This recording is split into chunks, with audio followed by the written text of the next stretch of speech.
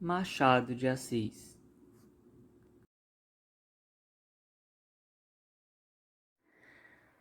Vamos estudar agora sobre Machado de Assis. Eu gravei um vídeo sobre as principais características desse escritor, um pouco de sua vida e, principalmente, um vídeo estimulante para que você, estudante, pegue alguns de seus contos.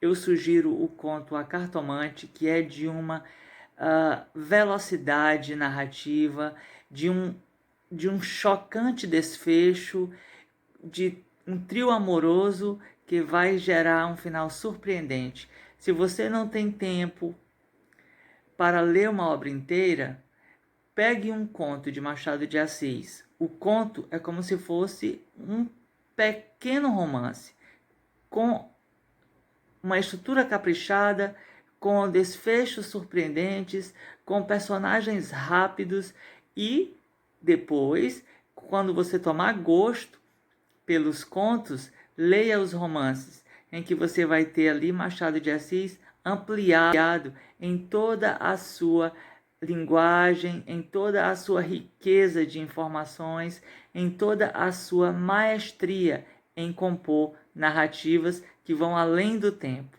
que representam o homem além do seu tempo, com os seus problemas, com as suas neuroses, com a sua vida conturbada psicologicamente, com os seus desejos frustrados, o homem que pode ser eu, que pode ser você, o homem que é, na verdade, o homem interior, que é eu, que é você, que é o homem de todos os tempos, o homem universal. Então, aproveitem esse vídeo e, principalmente, usem-no como um estímulo para seus estudos pessoais sobre a obra desse grande escritor e eterno Machado de Assis. Nasceu em 1839, morreu em 1908, aos 69 anos de idade. Em 1855, publica a sua primeira poesia no jornal Marmota Fluminense. No ano seguinte, em 1856, já começa a trabalhar como aprendiz de tipógrafo, revisor e passa a contribuir em vários jornais da época. Em 1869, casa-se com Carolina Xavier de Novaes, primeira e única esposa, com a qual viveu longos anos. Esta falece em 1904. Após esse acontecimento, o escritor raramente saía de casa. A saúde, muito afetada pela epilepsia, por transtornos mentais, além de problemas na boca e nos olhos, contribuía para essa situação. O escritor morre em 1908, aos 69 anos de idade, 4 anos depois da morte de sua esposa, em sua confortável casa no bairro do Cosme Velho, número 18, na cidade do Rio de Janeiro. Ficou também conhecido como o Bruxo do Cosme Velho. A obra de Machado de Assis é dividida em primeira fase, romântica ou de amadurecimento, a segunda fase, a fase realista ou de maturidade. Não só amadureceu como escritor, mas escreveu também para leitores mais maduros. A primeira obra da fase romântica é o romance Ressurreição, publicado em 1872. A primeira obra da fase realista é o romance Memórias Póstumas de Brás Cubas, publicado em 1881. Eu gosto de catar o mínimo e o escondido. Onde ninguém mete o nariz, aí entra o meu, com a curiosidade estreita e aguda que descobre o encoberto. A linguagem de Machado de Assis. Culta, sem deixar de ser elegante e acessível. Ele usava vocábulos precisos, o que contribui para o enriquecimento do vocabulário do leitor. Ele era jornalista, então a objetividade, a discrição, a ausência de excessos são marcas do seu estilo. Nas obras realistas, a abordagem da vida interior das personagens, sua psicologia, chega ao ápice. As obras realistas trazem personagens com a visão de mundo materialista, ceticista, negativista, do interesse, da loucura amena, das neuroses, da obsessão, do egoísmo. Na obra Dom Casmurro, Bento Santiago encarna uma personagem com as características da neurose, da obsessão e do egoísmo. Em Memórias Póstumas de Brás Cubas é a representação de uma visão materialista, ceticista e negativista da vida. É dele a frase. É de Brás Cubas a frase: não tive filhos. Não transmiti a nenhuma criatura o legado de nossa miséria. Pode-se considerar que a sua produção até 1880 seja autenticamente romântica, embora de um romantismo peculiar, muito seu, bastante preocupado em traçar caracteres das personagens, em dar um perfil elaborado ao leitor. Com a publicação de Memórias Póstumas de Brás Cubas, em 1881, mudou o rumo de sua obra e da literatura brasileira. Não só amadureceu como escritor, mas escreveu para leitores mais maduros. Era hora de personagens mais bem elaboradas à luz da psicologia, com um perfil psicológico apurado, refletindo os conhecimentos de psicologia do autor. Personalidades complexas, absurdamente complexas, como o caso de Brás Cubas, como o caso de Quincas Borba, como o caso de Bento Santiago, o Bentinho, como o caso de Capitu.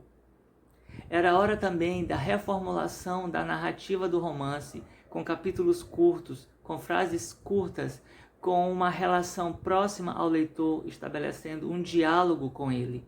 Uma análise apurada da sociedade brasileira no fim do Segundo Império. Muita análise da família. O casamento será o alvo predileto da interpretação machadiana e, dentro deste, a mulher é sobre quem recai a fina ironia de investigação do autor.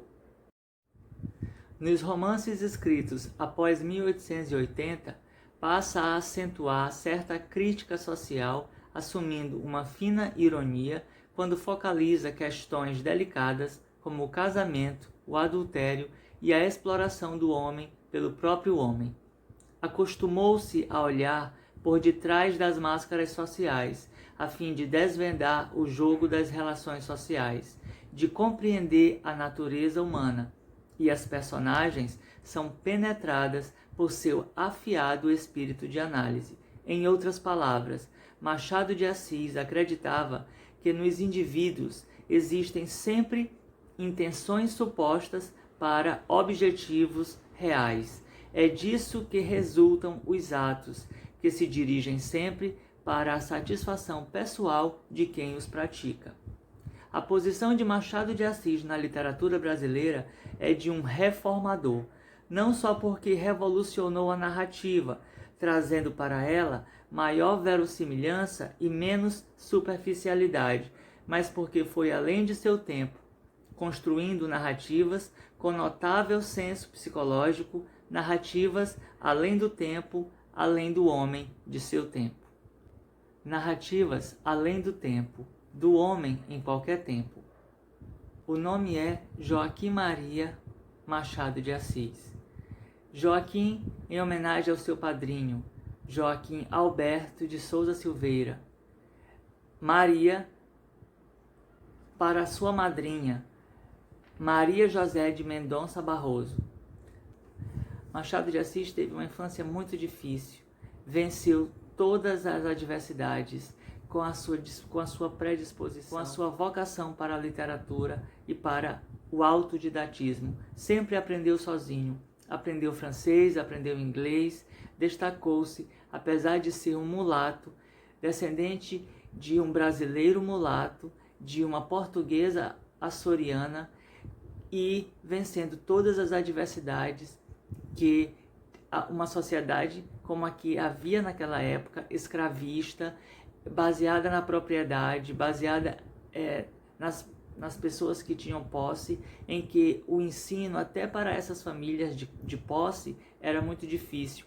Machado de Assis superou e se tornou esse renovador da literatura brasileira e o maior escritor de todos os tempos da literatura brasileira.